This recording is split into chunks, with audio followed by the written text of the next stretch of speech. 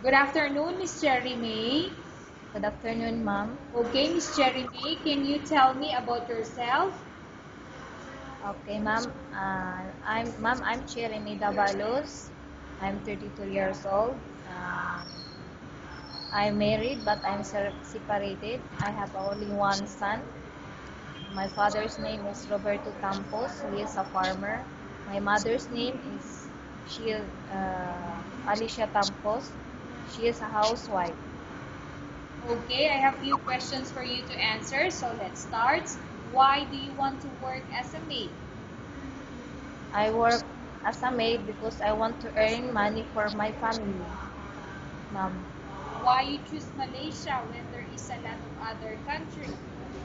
I choose Malaysia, ma'am, because all people there in Malaysia is good. How are you qualified for this job? I'm a hardworking person, ma'am. Okay, may I know what is your education level is? Uh, I'm uh, I'm a high school graduate only, ma'am. Okay, what is your recent working experience?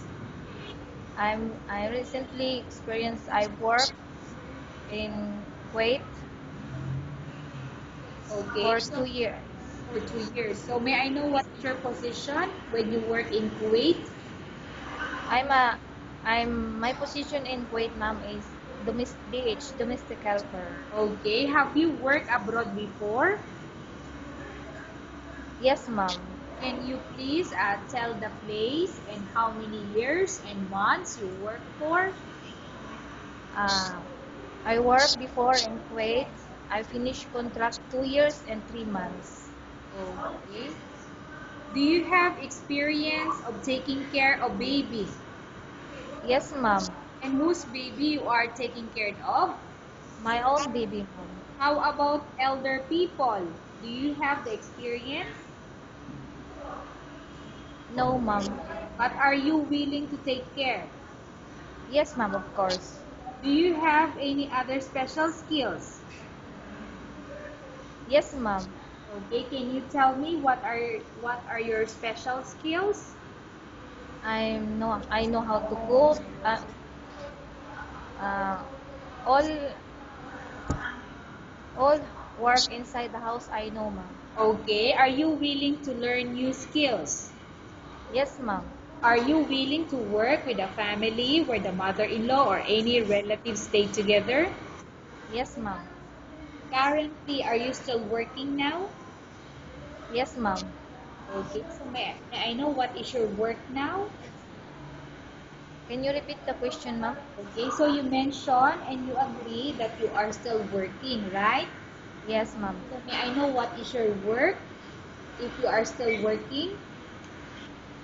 I work here also a maid, ma'am. Here Okay. in Do you know how to cook? Yes, ma'am.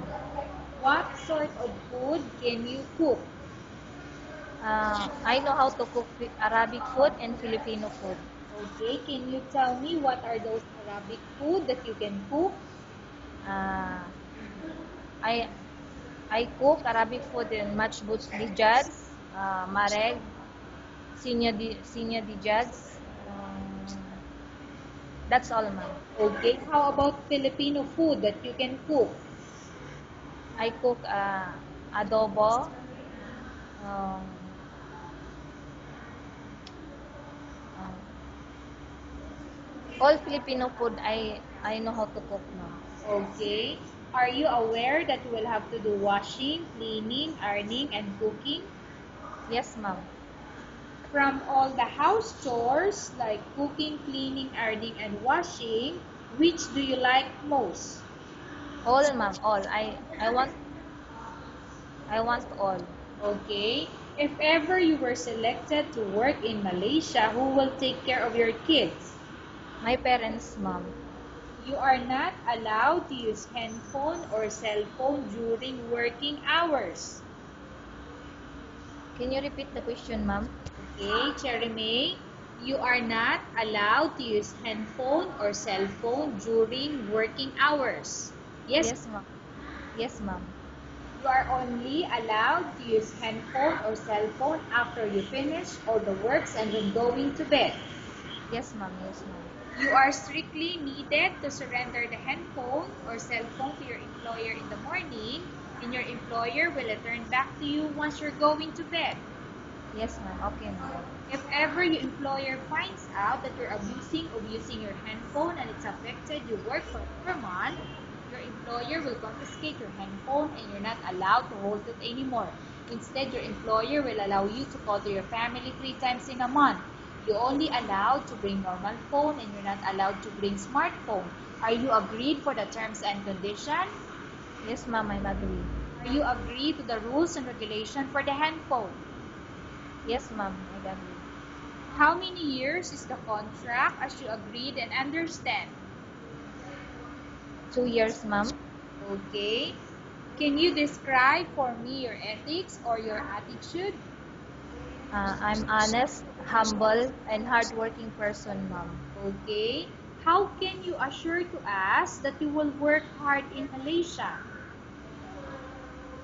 Um, What will you do, Miss Cherry May? I do all my best, ma'am, to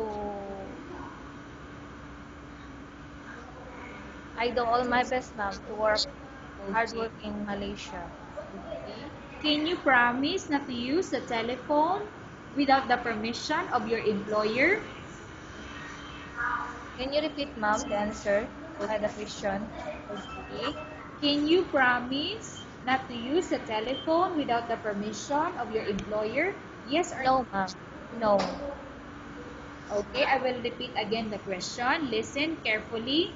Can you promise not to use the telephone without uh, without the permission of your employer? Yes. Yes, ma'am. Yes. Yes, ma'am. Okay.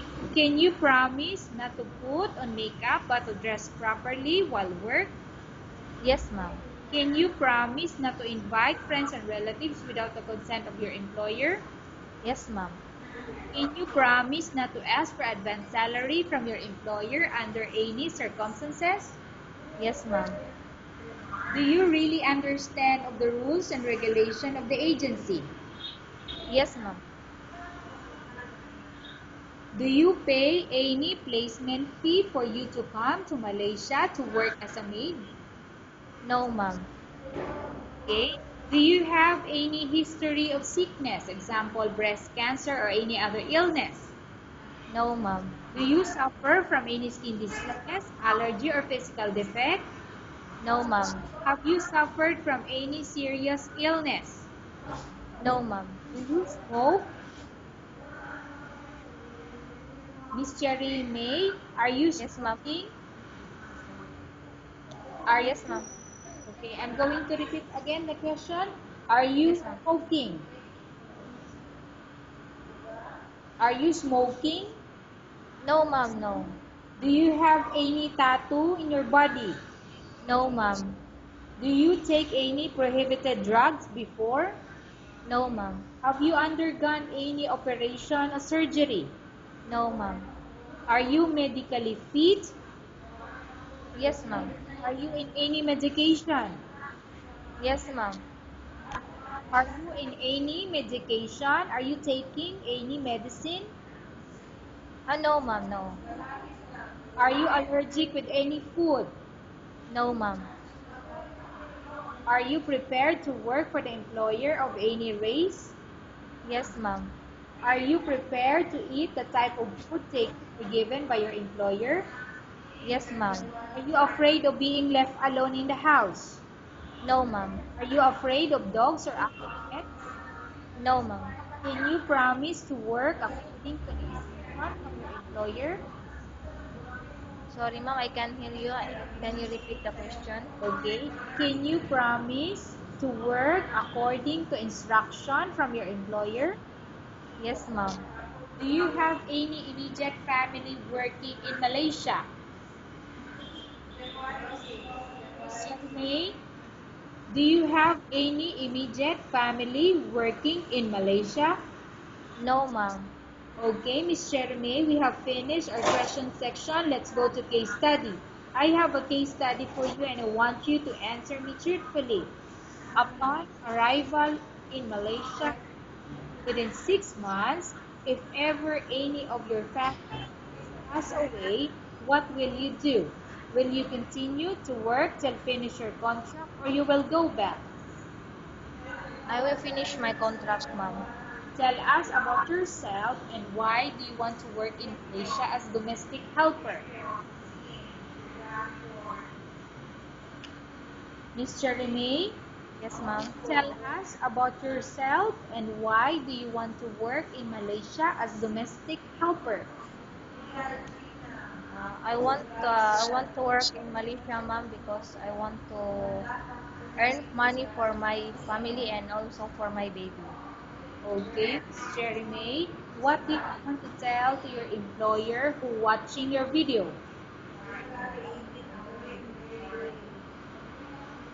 Jeremy, Yes, ma'am. what do you want to tell to your employer who watching your video? Uh,